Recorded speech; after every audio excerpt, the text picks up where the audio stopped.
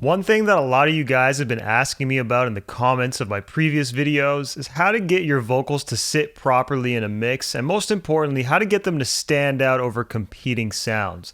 Now, I have done a few videos in the past that show you how to get vocals to cut on top of a 2-track instrumental, for example, but you might be dealing with this issue on a more micro level in terms of maybe you have a piano or some other lead sound that's also competing with your vocal, and you want to have a better idea of how to get that to cut on top, but at the same time without totally killing that competing sound. Now in today's video, I'm going to talk all about that. I'm going to break down how I like to get my vocals to sit on top of other elements in a mix and how you can ultimately do the same. Are you ready? Let's go.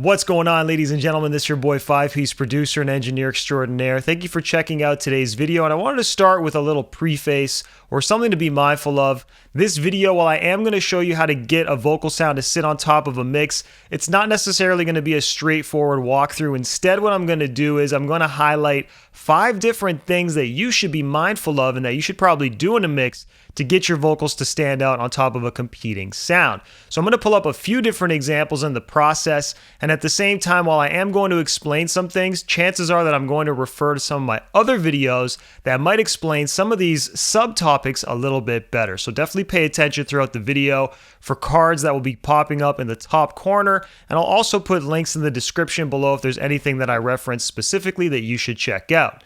Now, with that in mind, let's jump on to Pro Tools and let's talk about the first thing you need to be mindful of when it comes to getting your vocals to sit properly in a mix. So the first thing that we need to be mindful of is arrangement. Now, this might be something that's out of your control, especially if you're not producing or composing the instrumental tracks. Maybe you're an artist that's recording themselves and mixing themselves. Maybe you're an engineer that's mixing somebody else's files. These are all acceptable situations to be in. They're very common. I'm in that situation as well.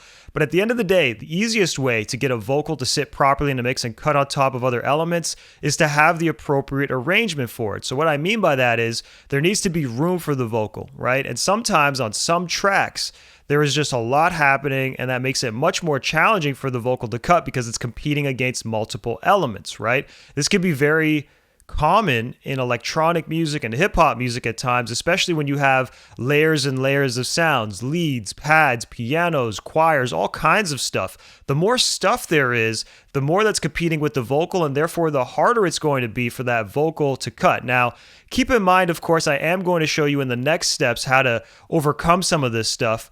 But one thing that I wanted to suggest to you is, if it's possible, review the arrangement, especially if you have the track outs to a song, and figure out if there's stuff that you can reduce or remove. But before you obviously go that far, you need to make sure that you identify what is competing with the vocal sound in the first place, because again, there's going to be a lot of elements in a track. There's going to be drums and basses and leads and synths and all kinds of stuff. Of course, it's going to vary based on the song that you're working on, but each of these elements, once again, may compete, and some will compete with the vocal more than others. So for example, a sub bass is probably not going to compete with a vocal as much as a lead or a piano sound that's playing in the C3 kind of range might, depending on the vocalist, right? So what I'm ultimately getting at is you want to identify the sounds that are actually directly competing with the vocal and then make a decision to process or do something about that, so that way those sounds sort of get out of the way and compete less with the vocal and ultimately make room for the vocal. So with that in mind, I have this track here. It's Above the Bar by Sorry. You guys might recognize it from some of my past videos, but I'm going to play a moment of this track and let you listen to it. And again, we're going to focus specifically on the instrument sounds because chances are drums and the basses and that stuff is not really going to compete here. It's really your melodic instruments, your progressions, your melodies, your chords. Those are the things that are really going to compete with the vocal, and those are the things that you're probably going to want to treat. But first, once again, let's identify what those sounds are in this particular track. So I'll play this moment here, and then I'll break down exactly what's competing, and we could talk about next steps in the coming sections. I'm a rare gem, so I pissed out a stone. Nausea through change, don't try calling my phone. Wheelchair sitting, I just wanna go home and make moves, cause I'm true to what I'm on. So really there's three sounds here, and these sounds ironically compete with each other a little bit as well, but they also compete with the vocal, right? So you're obviously going to want to manage different things, but because we're focused on the vocals here, let's identify these. So the first sound here is a piano pad, okay? So I'll just play it on its own.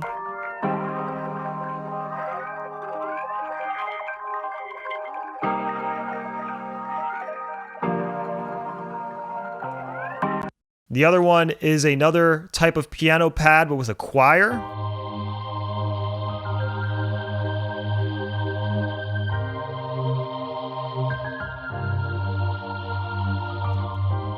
And the final one is a synth bell sound.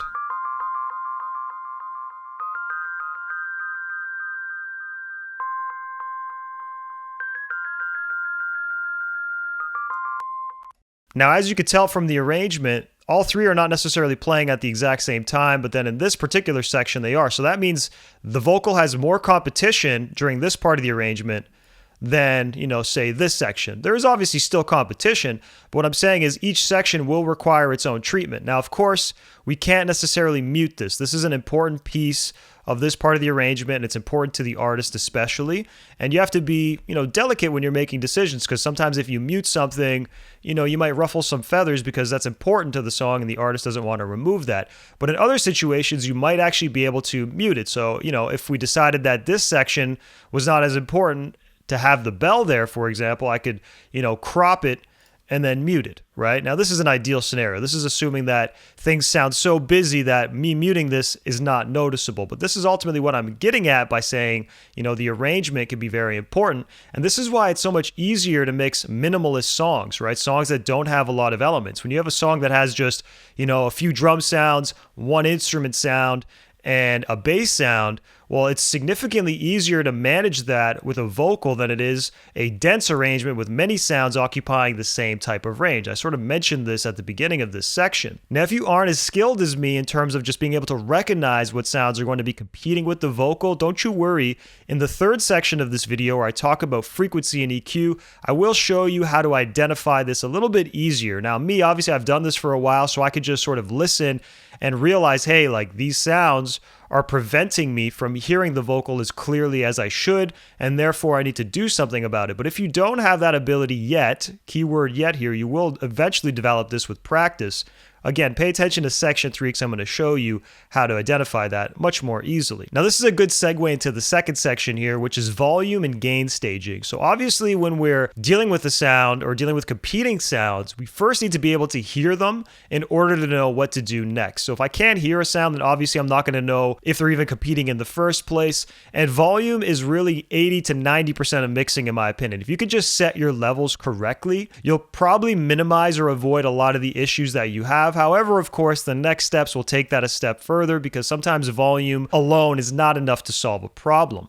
Now, by the way, if you don't have a great idea of how to set volume or level in your mix, I'll leave a link to a video right now in the corner of the screen here and in the description below. It's all about how to set levels and gain stage your mix to avoid issues and just set it up correctly. Because again, this is a big chunk of mixing. It's actually most of mixing. The other stuff, EQ, compression, while it is important and helpful, it's not necessarily everything. You have to do this volume setting part correctly in order to get the best results. Now, me personally, I always mix the instrumental first. And this is because the instrumental is usually a lot more dynamic than the vocal, and there's a lot more elements that are competing for attention, so therefore I want to set that up first, and then I'll mix my vocal second. However, when I'm setting my levels for my instrumental, I'm not just setting them and then leaving them as it is. Sometimes that's the case, but very rarely. A lot of times what I'm doing is after I've set those instrumental levels, once I'm doing the vocal leveling and gain staging, I'll go back into the mix and then readdress things, especially competing sounds.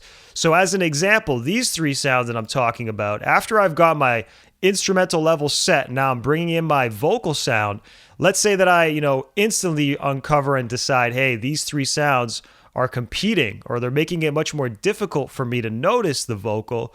What I'm ultimately going to do is I'm going to reset them as I need to. And typically what I do is I actually take the sound and I bring it all the way down to infinite, right? And then I'll remix it and I'll bring it back up, right? And of course, you want to be mindful of a few things. You want to be mindful of the opposing sound's relationship with the vocal, but then you need to also be aware of its relationship with all the other instrument sounds, because that was sort of the original context that you mixed it in. So obviously you're trying to get the best of both worlds here, but the goal here is to reset your volume levels on competing sounds and probably reducing them if they're really clashing with your vocal. Or maybe you need to do the opposite. Maybe you need to turn your vocal up. But I find that most of the time, a much easier method is to reduce competing sounds rather than increase the sound that you want to cut more.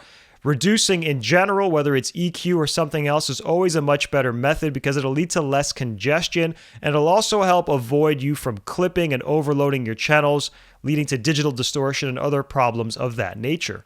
So to really exemplify what I'm saying here, if I found that these three sounds are problematic, I feel like this piano pad is the main lead. So I'm going to mute these other two sounds just for the moment, and I'm going to play this and just reset this level. I'm a rare gem, so I pissed out a stone. Nausea through change, don't try calling my phone. Wheelchair sitting, I just wanna go home and make moves, cause I'm true to what I'm on.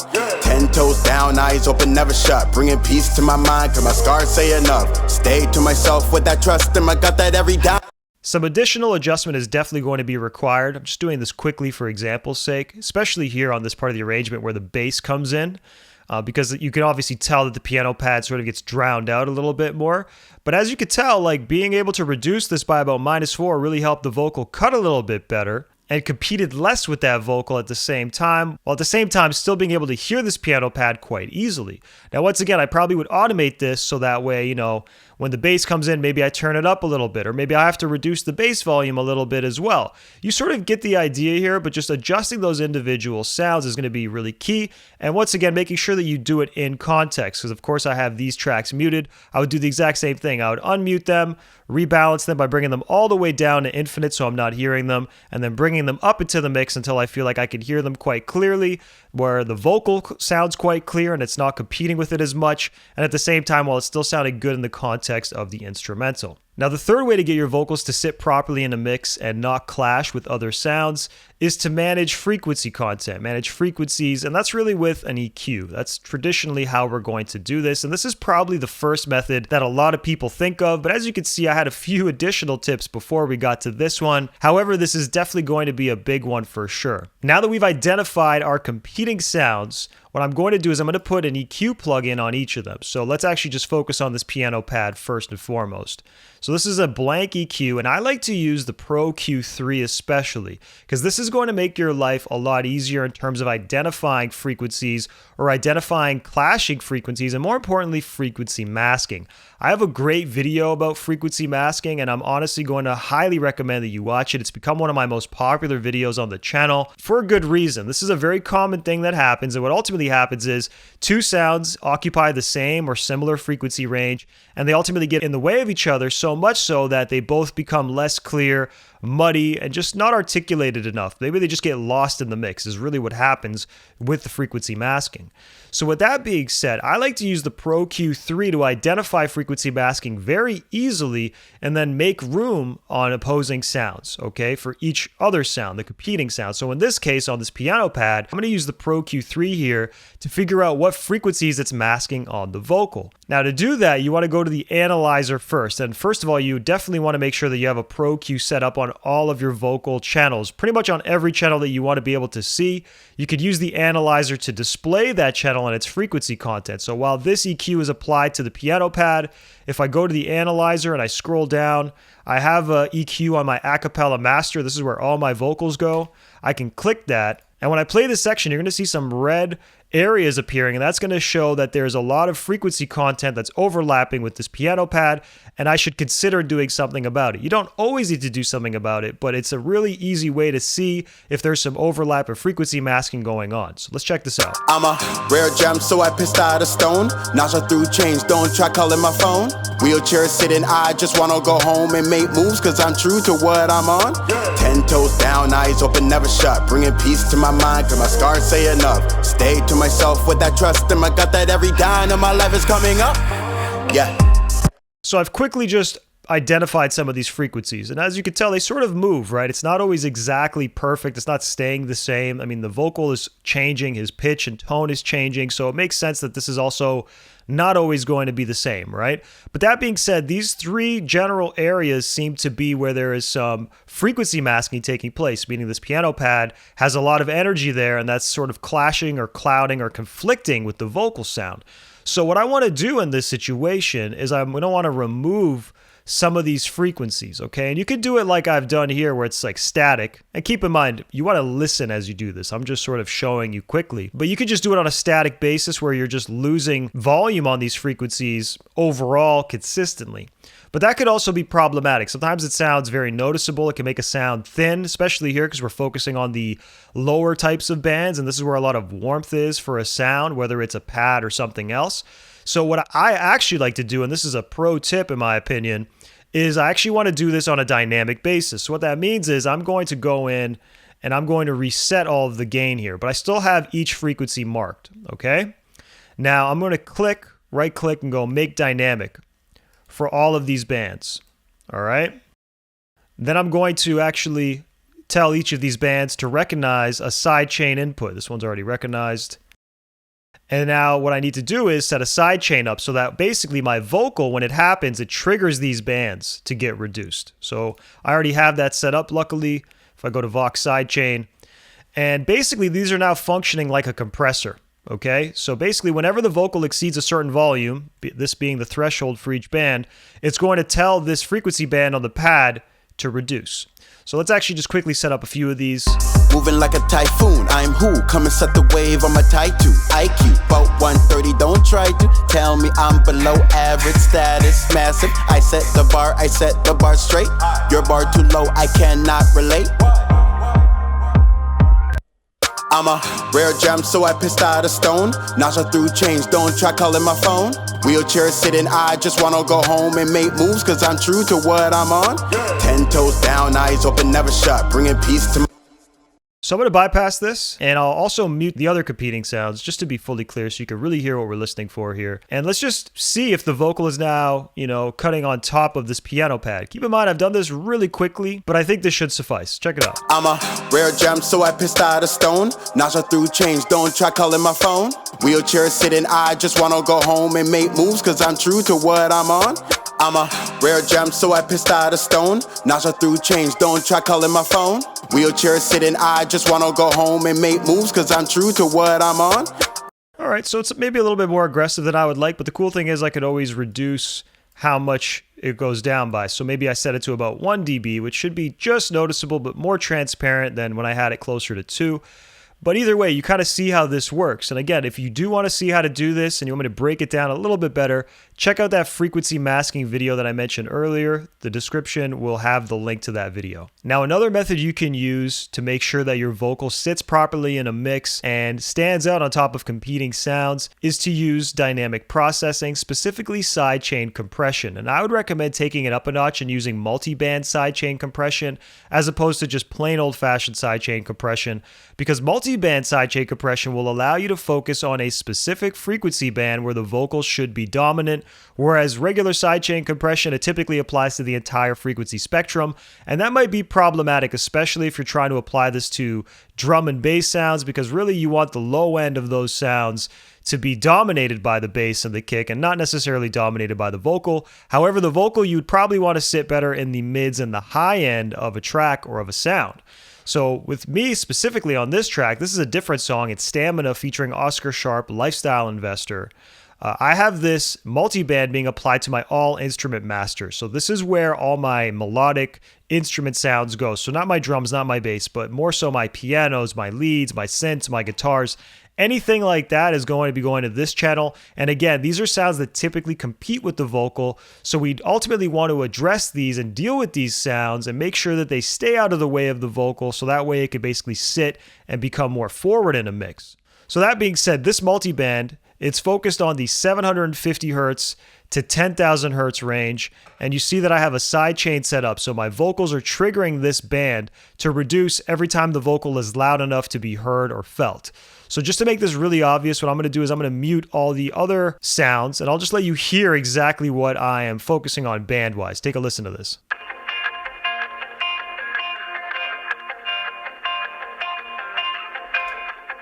So this part of the arrangement is obviously guitar focused, and this guitar can sometimes get in the way of the vocal. Now if I unsolo it and we hear it in full context, and I'll put the vocal in as well. Right. Lifestyle expanding, no compromise, from gold advice, and only upgrade, don't know better. Me and my dogs, that's forever. Upgrading my life, I'm overdue, and I'm over you. So it's somewhat subtle, but ultimately you can tell when I don't have this in, the guitar and the other sounds are competing a lot more with the vocal, and sometimes, you know, the vocal gets a little bit lost, right? I mean, keep in mind, this is a very small move. I'm only having this reduced by upwards of 1 dB, and you want to do it gently in this case because I'm applying it to a group. However, you can absolutely apply this to an individual sound as well. The exact same logic applies, right? But either way, we're just doing this to make sure that the vocal is prioritized while still keeping things clean and making sure it sounds transparent. Now, if you want to go a little bit deeper and see how I actually use this in my mixes with a little bit more explaining, I'm going to leave a link to a video up above right now and in the description below all about how to use vocal sidechain compression. It's exactly what I'm showing you here, but again, it's going to go a bit deeper and should be helpful if you haven't really used this in the past. Now, the final method that I want to discuss in today's video is to manipulate the stereo image of competing sounds and of the vocal. So what I'm really getting at here is a vocal is essentially a mono sound. Typically, it's a mono sound. It's one microphone, one source that the artist has recorded on, and that thing should be dead center, right? But then you have these other elements that are sort of built around it, right? And a lot of times instrumental components are stereo, right? They're a left and right channel, 2 channels, and that's what you see here. I have this main synth sound that's during a piece of the same song's arrangement. It's a different section, mind you, but this seems to compete with the vocal a decent amount. And what I'm proposing here is to actually push these sounds so that they're a little bit wider. I don't want to go too crazy because we don't want to lose that mono compatibility of a sound. But if I push it a little bit wider, it should technically free up the center of the stereo image of the track for the vocal to really live and dominate in. Now, there's a few different ways that you could do this. I personally like to use iZotope plugins for this. So in this case, I've actually used iZotope's Relay.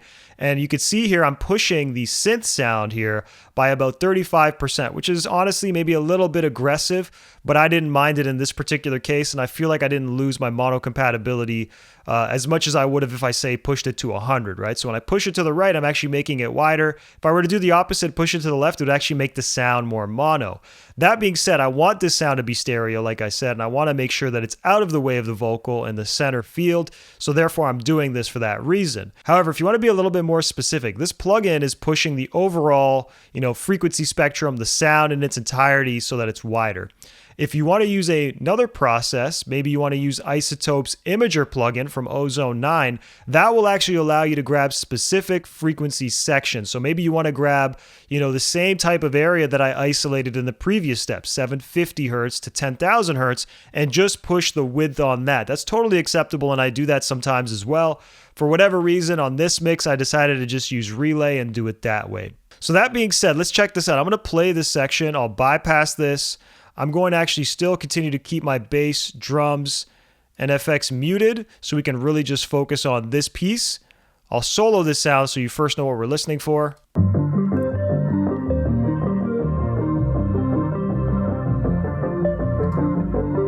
So now I'll play it again with the vocal sound in, and I'll bypass this and put it in, and let's just pay attention specifically to that synth and see if I'm able to just push it a little bit more into the stereo field and out of the way of the vocal. Really just listen to see if the vocal becomes a little bit more upfront and clear as a result of this. Lifestyle investor, live life, my terms, yeah. Comment on fait ça en investissement pour prendre des coups sans souci des sous. Lead mindset, we level up our whole crew, pushing our limits like we driving off a coupe. Got my whole team living, brought the vibes of the room. Locked in, we don't play, we step up, make the rules. Facile à dire, mais dur à réaliser.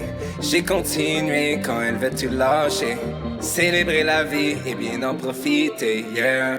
Lifestyle investor, live life, my terms, yeah. Comment on fait ça en investissement pour prendre des coups sans souci des sous. Lead mindset, we level up our whole crew, pushing our limits like we driving off a coupe. Got my whole team living, brought the vibe. So similar to the other steps, this is fairly subtle, right? We're not trying to do some crazy, big, audacious moves here. Sometimes, obviously, you do want to do that, but me, I try to do things very delicately and transparently. You should know this if you watch my other videos.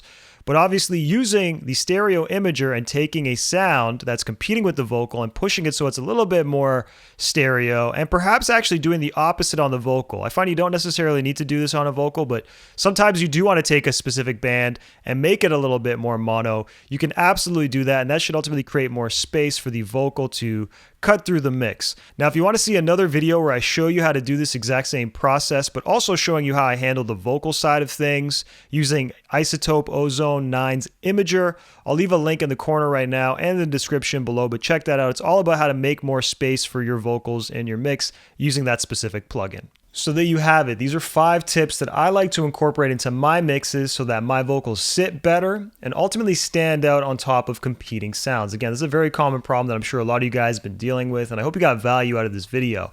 Now, one thing that I did want to say is there's definitely some stuff that I didn't necessarily talk about. And one of those things is, while I did show you how this works on individual tracks for the most part, a lot of this stuff still applies to groups. So I will actually do this on various levels. So I'll do it on an individual track, and then I might apply it to a group, just like you saw how I did on that instrumental group in one example there, right? So I'll do that, and sometimes I'll even do it on the overall instrumental. Maybe I'll sidechain the entire instrumental to the vocal, but just for a specific frequency range. To be honest, I go a little bit deeper on this, specifically in one video that I have called 3 Tips for Mixing Vocals Over 2-Track Beats. Now, while it is focused on 2-track beats, a lot of that same logic applies, especially on groups and submasters. So if you want to check that video out, I'll leave a link in the top or in the description below. So definitely check that out if you have a chance. But overall, I hope you guys got value out of this video. If you did, please smash that like button until it turns blue. And if you're new here and haven't subscribed yet, definitely subscribe to the channel because I drop a new piece of content just like this every single week, always focused on helping you sound better and helping you make more money with your music. I really appreciate you guys for watching, and I'm looking forward to helping you again on the next one. All right? Peace. 5,